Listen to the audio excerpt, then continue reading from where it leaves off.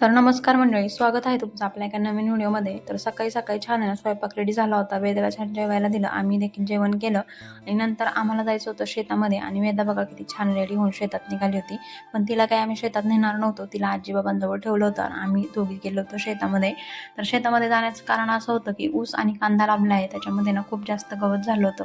म्हणून म्हटलं चला आता वेळ आहे तर काढून घ्यावं, म्हणून मग आम्ही गेलो होतो गवत काढण्यासाठी. छान असं गवत काढून वगैरे घेतलं आणि संध्याकाळच्या वेळेस बघा 4 नंतर ना वेदा आली होती आजीबाबांसोबत खाली मळ्यामध्ये.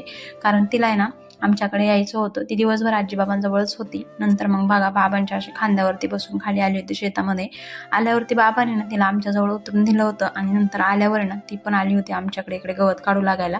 तिला काही काढता येत नव्हतं, पण नखरे चालू होतं मॅडमचे. नंतर आजीबाबांना ना काढायचा होता चारा काढण्यासाठी ना ती त्यांच्या पाठीमागे लागली होती, काय आमच्याजवळ थांबे ना. मग नंतर आजीबाबांसोबत आहे ना आम्हाला बाय बाय करून परत आजीबाबांसोबत चारा काढण्यासाठी गेली.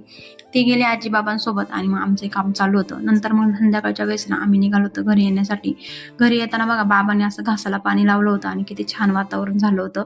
मस्तपैकी घरी येताना ना आमचे दुसरे बाबा देखील भेटले होते तिथं आणि त्यांनी ना वेदाला आवाज दिला होता, म्हणून आम्ही गेलो होतो त्यांच्या तिथे गेल्यावर छान अशा गप्पा वगैरे केल्या आणि गप्पा वगैरे मारून झाल्यावर निघालो आम्ही घरी यायला. घरी आल्यावर तर मस्तपैकी स्वयंपाक बनवला, छान जेवण केलं आणि असा आमचा दिवस गेला. चला भेटत नेक्स्ट व्लॉगमध्ये, तोपर्यंत बाय.